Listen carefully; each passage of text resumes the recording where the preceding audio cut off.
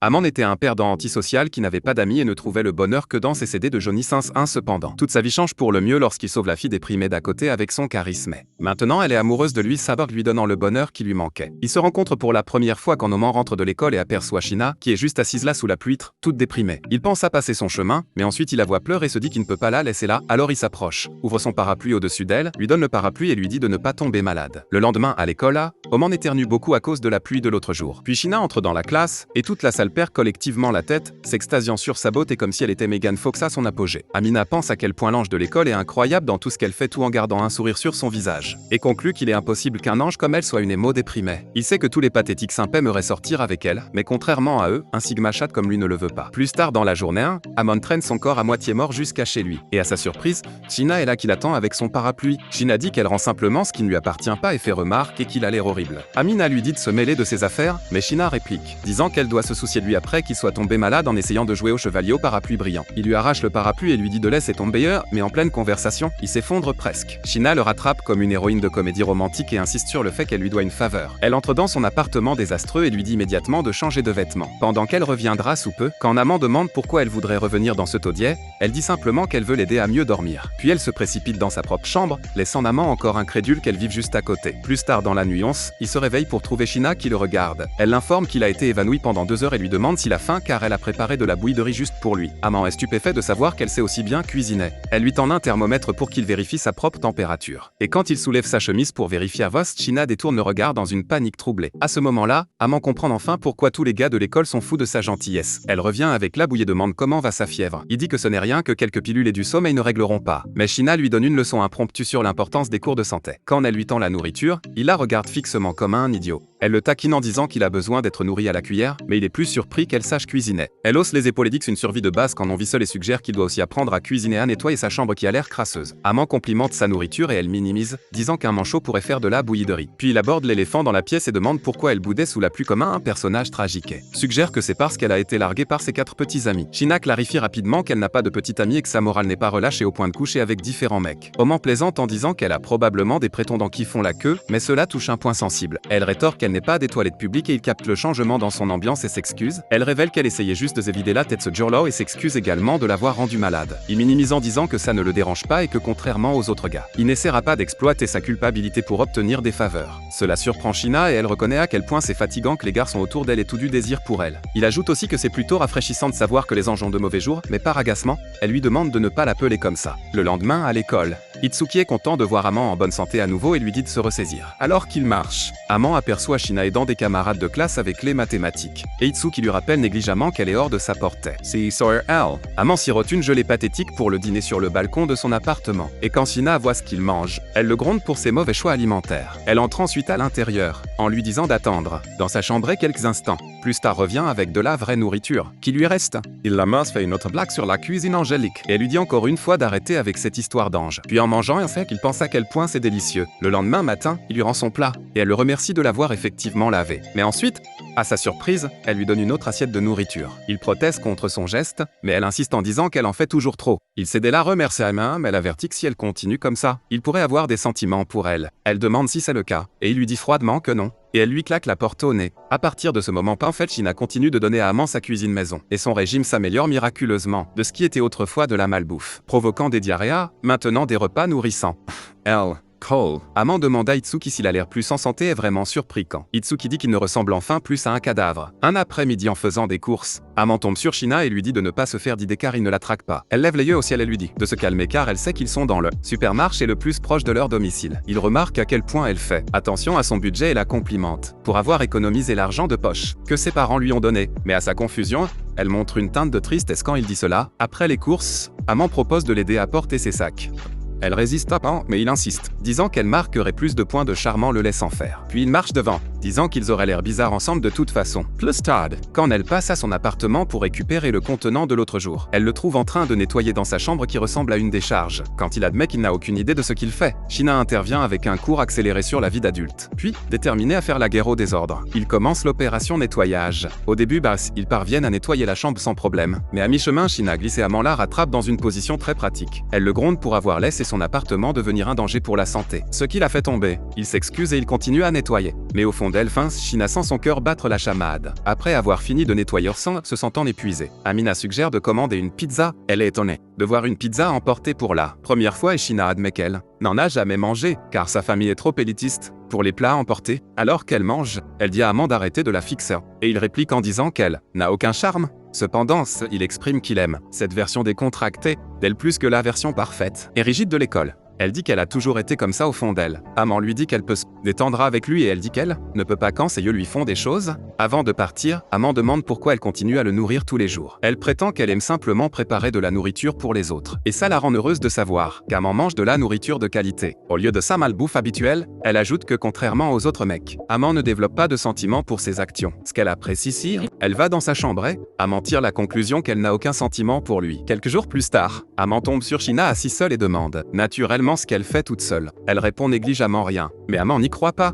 Ses sens de détective s'éveillent quand il voit sa tenue couverte de fourrure et de blessures, et il lui demande si elle a câliné un tigre. Shina avoue qu'elle vient de grimper à un arbre pour sauver un chat à échouer. Amon, jouant le rôle du héros Rétis, lui dit de rester immobile et apparaît quelques instants plus tard, avec une trousse de premiers soins, comme une sorte de scout trop préparé. Il lui ordonne d'enlever ses collants, et Shina lui demande s'il a perdu la tête pour lui demander ça. Alors, il lui lance sa veste et clarifie que non, ce n'est pas un stratagème. Il ne veut juste pas que son genou gonfle comme un ballon. Alors qu'elle accepte avec hésitation, il se retourne pendant qu'elle s'arrange et apprécie qu'il n'essaie pas de regarder. Puis après avoir bandé sa cheville avec une finesse surprenante, elle marmonne qu'il n'est pas tort, pas complètement inutile. Il lui tend ensuite un survêtement surdimensionné et un sweat à capuche, et quand on lui demande pourquoi, il explique que c'est pour qu'elle déguise son identité de célébrité, pendant qu'il la ramène. Puis alors qu'il la ramène chez elle, elle s'excuse pour le dérangement, et Oman hausse simplement les épaules, disant qu'il est juste ce genre de gentleman Chad. Mais une fois à la maison, Amand entre rapidement dans sa chambre après que Shina l'ait remercié. Et Shina réalise qu'elle porte toujours son pantalon. Le lendemain, à l'école, Amand se présente en short, ce qui lui vaut un sourcil levé d'Itsuki. Amand lui dit de se taire car il a oublié son pantalon de survêtement. Pendant ce temps, le mec populaire et beau de l'école qui ressemble à Carlo Tentacule, Kadawaka, reçoit son traitement habituel de prince. Et Oman, peu impressionné, note à quel point l'école est étrangement douée pour attribuer des surnoms. Comment j'ai prince? Juste à ce moment, il croise le regard de Shina de l'autre côté du terrain, et elle lui lance un sourire, ce qui fait qu'Amand détourne le regard. Mais les autres mecs pensaient qu'elle souriait pour eux. Plus tard à la maison, Shina passe pour rendre ses vêtements, et apporte une offrande de paix sous forme de nourriture. Amina demande comment elle va, et elle dit qu'elle va bien, mais qu'elle ne courra pas de marathon de sitôt. Il la taquine sur le fait qu'elle a illuminé le terrain avec son sourire angélique. Ce à quoi elle lève les yeux au ciel et lui rappelle qu'elle déteste ce surnom. Corise. Elle demande pourquoi la foule s'est pratiquement évanouie quand elle a souri. Et elle manque toujours le beau parleur. Complimente son apparence et demande si elle s'intéresse à Kadawaki. Shina lui dit qu'elle n'a aucun intérêt pour Kadawaki et réplique que si les jolis visages suffisaient, Allemand serait amoureux d'elle en ce moment. Ce qu'il est seulement momentanément en train de redémarrer. Ça l'amuse qu'elle reconnaisse qu'elle est une bombe et elle minimise simplement, disant qu'elle le sépare la façon dont les autres la traitent. De plus, Faba, elle prend bien soin d'elle. Il vérifie la nourriture et demande si c'est elle qui l'a faite. Et elle lui dit de la mettre au micro-ondes. Mais Allemand dit qu'il l'aime fraîche, laissant entendre qu'il veut un rendez culinaire. Elle demande s'il essaie d'entrer dans son appartement pour faire des cochonneries. Et il l'assure qu'il n'est pas stupide. Il conclut un accord pour partager les frais et cuisiner chez lui à la place. Juste pour qu'Amand puisse avoir de la nourriture fraîchement préparée, Amand vérifie si elle se sentira en sécurité dans sa chambre. Elle l'assure qu'elle écrasera ses bijoux de famille s'il tente quoi que ce soit. Elle ajoute aussi qu'elle n'est pas son type, et quand il lui demande comment elle le saurait, elle commente qu'il serait en train de lui lécher les pieds maintenant si c'était le cas, ce qui n'est pas le cas. Quelques jours plus tard, enfin, c'est l'anniversaire de Shina, et Oman lui remet courageusement les cadeaux, lui souhaitant un joyeux anniversaire. Se sentant mal à l'aise, elle lui demande comment il sait que c'est son anniversaire, et il lui dit qu'il a vu accidentellement sur sa carte d'identité. Elle lui dit qu'il aurait dû simplement l'ignorer car elle n'a jamais célébré ses anniversaires auparavant. Mais après avoir entendu cela, il lui donne quand même les cadeaux, lui disant de les voir comme son témoignage de gratitude. Puis elle ouvre le premier cadeau sous forme de crème pour les mains, et il explique que puisqu'elle utilise activement ses mains toute la journée, il a pensé qu'elle en aurait besoin et le remercie. Cependant, elle trouve un autre cadeau dans le sac sous forme d'ours en peluche et par embarras. Il lui dit qu'elle pourrait simplement le jeter si elle ne l'aime pas, et elle l'assure qu'elle chérira l'ours en peluche pour toujours. À ce moment, Pavan ses yeux s'attardent sur elle serrant l'ours, et il se ressaisit rapidement, ne voulant pas avoir de sentiments. Soudain, elle lui dit qu'elle n'a jamais reçu de cadeau, comme ça auparavant car elle n'a jamais parlé de ses anniversaires à personne. Elle exprime qu'elle a toujours été nerveuse de recevoir des cadeaux d'étrangers, et qu'en allemand lui demande ce qu'elle pense de ces cadeaux. Elle lui dit qu'il n'est pas un étranger pour elle. Quelques jours plus tard, la porte d'Amand s'ouvre pour révéler est le boss final de sa paix et de sa tranquillité. Sa mère, Shioko, elle le salue avec un sourire et dit qu'il a l'air mieux qu'elle ne se souvenait. Amant, dans son style classique, lui donne un merci sans enthousiasme et lui dit poliment de dégager. Naturellement, elle ignore cela et insiste, pour qu'il fasse au moins, semblant d'être heureux de la voir, surtout après être venu de si loin. Cependant, Shoko repère les signes de 2 séries de vaisselle. Peut-être une odeur de parfum et l'accuse de cuisiner pour 2. Amina joue la carte du calme, marmonnant quelque chose à propos d'un ami. Mais quand Shioko essaie de jeter un coup d'œil dans la chambre, il saute pour la bloquer à nouveau. Elle fait irruption et à sa surprise, il y a Shina qui dort comme le rebondissement qu'elle est. Shoko s'illumine et déclare qu'il a bon goût en matière de filles, à Monitua, affirmant qu'il ne se passe rien. Mais Shioko lui sort le classique. Les filles n'entreraient jamais dans la chambre d'un garçon si elle ne l'aimait pas, alors qu'il panique et essaie de rétablir les faits. Shino se réveille sans manquer un battement. Shoko ne perd pas de temps à se présenter comme sa belle-mère. Et Oman essaie de protester,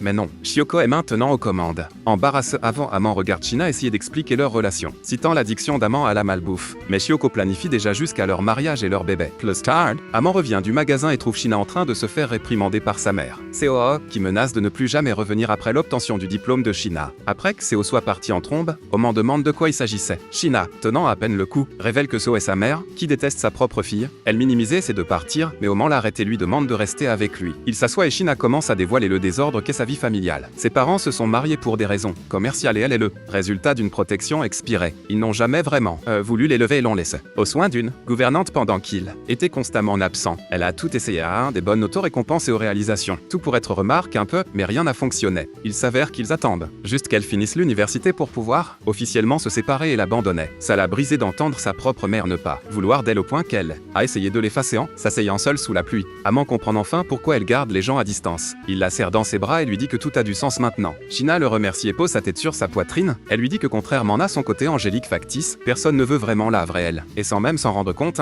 il admet qu'il l'aime. Et puis il continue vers faire déversant tout le contenu de son cœur, énumérant chaque petite chose qu'il adore chez elle. Puis paniqué essaie de revenir en arrière, mais à ce moment-là, Shina est en larmes. Elle lui dit de la regarder davantage, de la tenir, et quand il tend la main vers elle, elle se jette dans ses bras comme une héroïne d'anime. Quelques moments tranquilles passent, puis elle est embarrassée d'avoir tant pleuré devant lui. Amon la rassure en lui disant qu'elle peut compter sur les autres et qu'elle n'est pas seule. Il lui dit qu'elle a lui et les autres, et qu'il l'aime tout pour ce qu'elle est vraiment. Elle demande s'il le pense, vraiment, et il assure qu'il le fait, car il a été la personne vivant avec elle. Après cela, il décide de faire une promenade. Pendant qu'ils se promènent, ils parlent de l'école et de la façon dont leur classe pourrait changer l'année prochaine, sous un arbre en fleurs de cerisier. Shina ses romans dans ses bras et le remercie à nouveau. Elle admet qu'elle n'a jamais aimé le printemps et les fleurs de cerisier parses, qu'elle était toujours seule pendant les grands moments scolaires. Et Oman promet qu'elle n'aura plus à être seule. Pas s'il peut l'aider. Le jour sportif, Kidos domine la course de relais à la surprise d'Oman. Kadawa qui l'informe que Kidos était autrefois l'as de l'équipe de relais. Puis la course au trésor commence et à semer en ligne pour cela. Quand l'indice est révélé, Shina s'approche de lui comme si c'était le destin et dit qu'il correspond à la description de son indice. Amina réplique qu'elle correspond aussi à son indice. Les deux, à équipe opposée, se prennent la main et se précipitent vers la ligne d'arrivée et ils gagnent. Puis devant toute la foule, Kidos lit leurs indices et révèle qu'Allemand devait trouver quelqu'un de beau, tandis que Shina cherchait quelqu'un de spécial. Après cela, les garçons de l'école ne sont pas ravis et ils envahissent. Amant comme des fans en colère. Ils se demandent pourquoi leur ange choisirait un perdant, solitaire et ennuyeux comme lui. Amantz, clairement dépasse et me leur dit de poser leurs questions à tour de rôle. Il explique qu'ils sont voisins et que la rumeur sur le garçon qui sort avec elle est vraie et que cette elle lui met qu'il ne sortait pas avec elle. Les garçons ne sont pas convaincus, un simple dramatique dit qu'il n'apprécie pas leur ange. C'est alors qu'Allemand lâche la bombe qui se fiche de leur ange mais qui se soucie juste de Shina. À un bon moment, elle apparaît à la foule en colère de reculer. Un gars demande si elle aime vraiment Amant et elle réplique en demandant s'il a un problème avec ça. Il se demande pourquoi elle a choisi Allemand parmi tous les gens et elle exige de savoir pourquoi il pense qu'Amant est si horrible. Ils répondent qu'Allemand est un perdant ennuyeux, solitaire qui n'a pas de